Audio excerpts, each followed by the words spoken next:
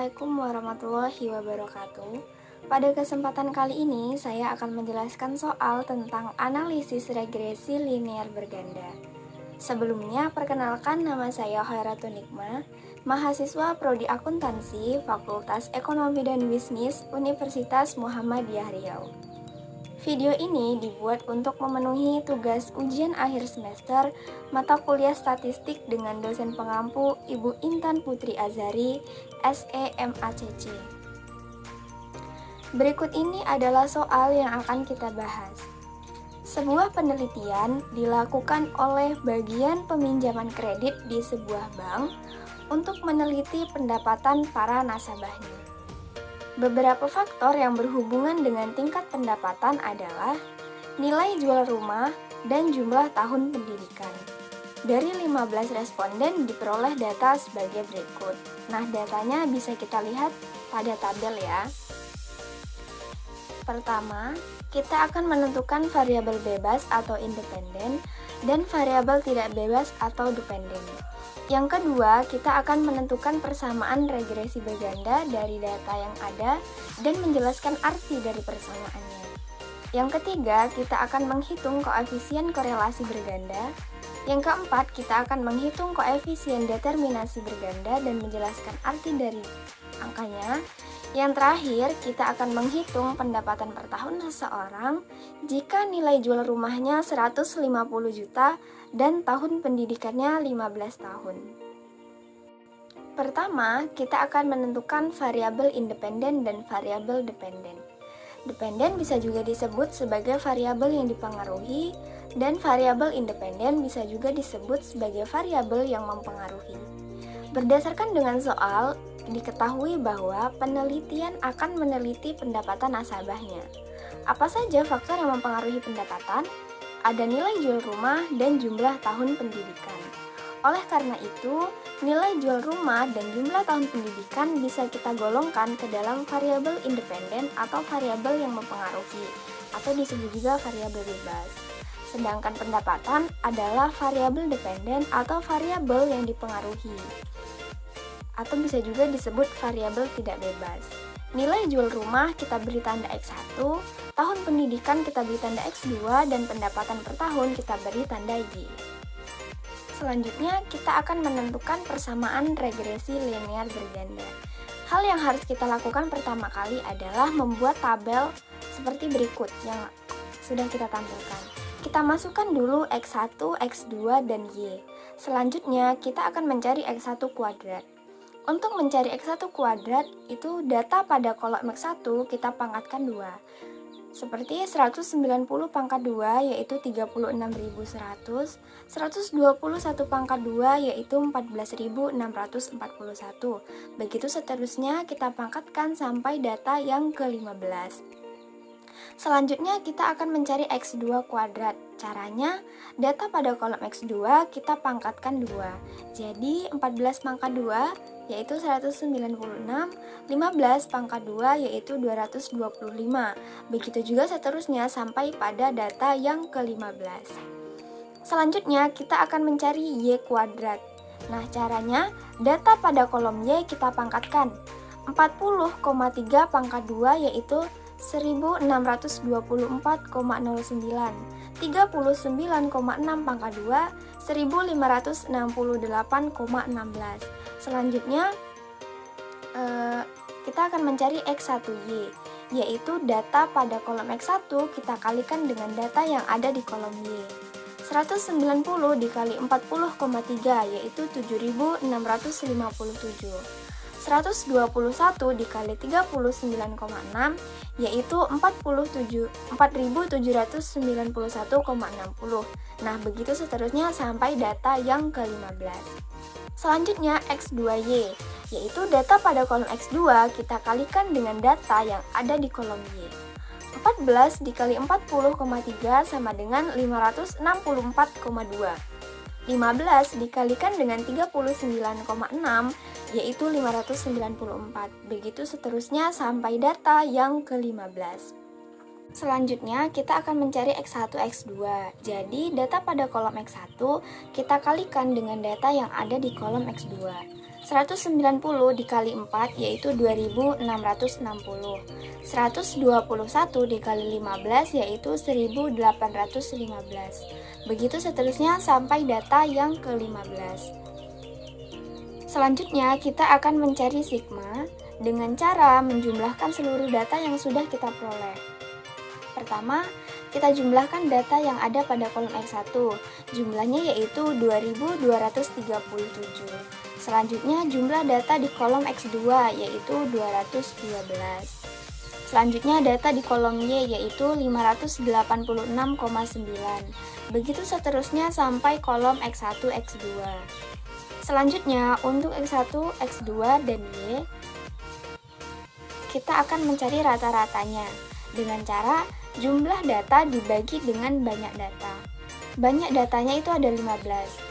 Untuk X1 jumlah datanya 2237, jadi rata-ratanya 149,13.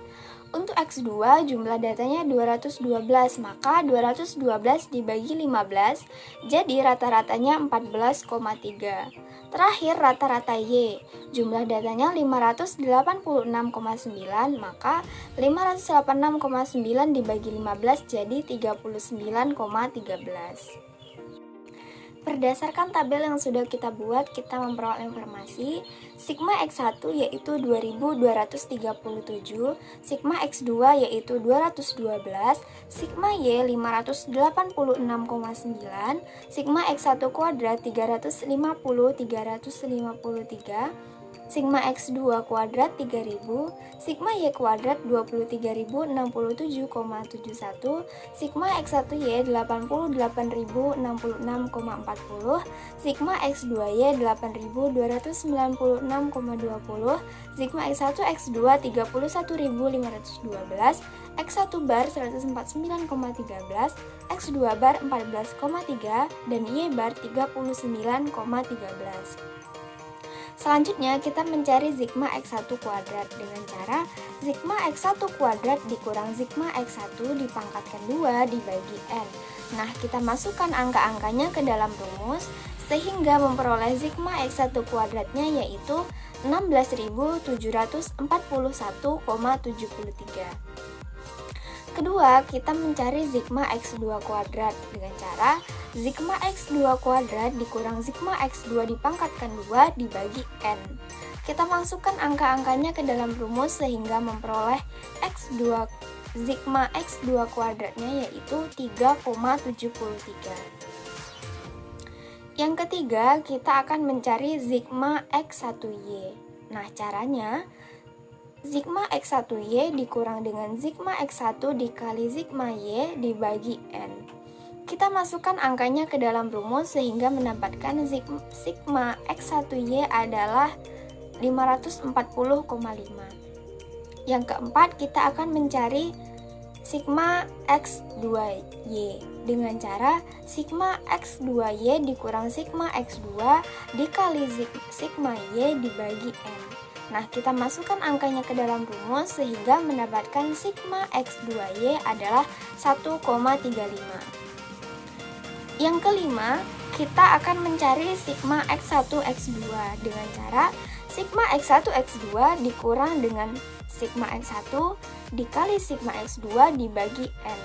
Nah, kita masukkan angkanya ke dalam rumus sehingga memperoleh sigma X1 X2-nya yaitu min 104,27. Nah, yang terakhir kita akan mencari sigma Y kuadrat. Nah, caranya sigma Y kuadrat dikurang sigma Y dipangkatkan 2 dibagi dengan N.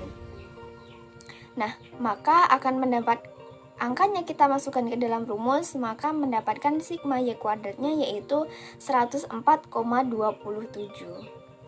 Nah, berdasarkan perhitungan tadi, kita memperoleh informasi sebagai berikut. Sigma X1 kuadrat sebesar 16.741,73, sigma X2 kuadrat sebesar 3,73, sigma X1Y sebesar 540,5, sigma X2Y sebesar 1,35, sigma X1 X2 kuadrat sebesar min 104,27, sigma Y kuadrat sebesar 104,27. Nah, selanjutnya kita akan menghitung B1, B2, dan juga A. Yang pertama kita akan menghitung B1 dengan rumus sigma X2 kuadrat dikali sigma X2Y dikurang sigma X1 X2 dikali sigma X2Y per sigma X1 kuadrat dikali sigma X2 kuadrat dikurang sigma X1 X2 dipangkatkan 2. Nah, kita masukkan angkanya ke dalam rumus sehingga mendapatkan hasil B1-nya yaitu 0,04. Yang kedua, kita akan menghitung B2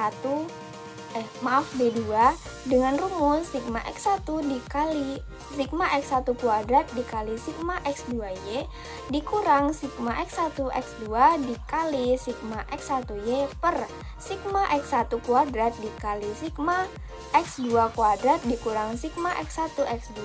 Nah, kita masukkan angkanya ke dalam rumus sehingga mendapatkan hasil B2-nya yaitu 1,53. Yang ketiga, kita akan mencari nilai A dengan rumus Y bar dikurang B1 dikali X1 bar dikurang B2 dikali X2 bar. Nah, maka memperoleh hasil 11,54. Langkah terakhir, kita akan memasukkan B1, B2, dan A ke dalam persamaan regresi linear berganda. Rumus persamaannya yaitu Y aksen sama dengan A ditambah B1 dikali X1 ditambah B2 dikali X2. Nah, maka persamaan linear bergandanya adalah Y aksen sama dengan 11,54 ditambah 0,04 X1 ditambah 1,53 X2. Berdasarkan persamaan di atas, artinya adalah apabila X2 adalah konstan, maka pertambahan 1 unit pada X1 akan mempengaruhi menaikkan 0,04 unit pada Y. Apabila X1-nya konstan, pertambahan 1 unit pada X2 akan mempunyai pengaruh menaikkan 1,53 unit pada Y. Apabila X1 dan X2 sama dengan 0, maka besarnya Y adalah 11,54 satuan. Soal selanjutnya kita akan mencari koefisien korelasi berganda dan koefisien determinasi berganda. Data yang dibutuhkan yaitu B1 0,04, B2 1,53, sigma X1Y 540,5, sigma X2Y 1,35, dan sigma Y kuadrat 104,27. Pertama kita mencari koefisien korelasi berganda. Rumusnya akar B1 dikali sigma X1Y ditambah B2 dikali sigma X2Y per sigma Y kuadrat. Maka koefisien korelasi bergandanya adalah 0,48. Selanjutnya kita mencari koefisien determinasi berganda. Sebenarnya cara mencarinya itu cukup mudah. Dengan cara R koefisien korelasi berganda kita pangkatkan 2, yaitu 0,48 pangkat 2 sama dengan 0,23. Atau bisa juga dengan rumus B1 dikali sigma X1Y ditambah B2 dikali sigma X2Y per sigma Y kuadrat. Hasilnya sama-sama 0,23. Nah, berdasarkan hasil koefisien determinasi berganda diperoleh kesimpulan sebagai berikut. Sekitar 23% dari variasi pengeluaran untuk pendapatan Y ditunjukkan oleh kombinasi dari nilai jual rumah atau X1 dan tahun pendidikan atau X2. Sisanya sebesar 77% dijelaskan oleh variabel independen lainnya yang tidak teramati. Soal terakhir, kita mencari pendapatan per tahun jika nilai jual rumahnya 150 juta dan tahun pendidikannya 15 tahun. Nah, caranya angka-angka tersebut kita masukkan ke dalam persamaan Y aksen sama dengan 11,54 ditambah 0,04 dikali X1 ditambah 1,53 dikali X2. Nah, berdasarkan data di awal, nilai jual rumah adalah X1 dan tahun pendidikan adalah X2. Maka Y aksen sama dengan 11,54 ditambah 0,04 dikali 150 ditambah 1,53 dikali 15. Hasilnya adalah 40,49. Jadi, pendapatan per tahun jika nilai jual rumahnya 150 juta dan tahun pendidikannya 15 tahun adalah 40,49 juta. Nah, sekian video penjelasan dari saya, kurang lebihnya saya mohon maaf. Semoga video ini dapat bermanfaat untuk kita semua. Saya akhiri, wassalamualaikum warahmatullahi wabarakatuh. Umri hebat, ayo bergabung menjadi bagian dari akuntansi Umri.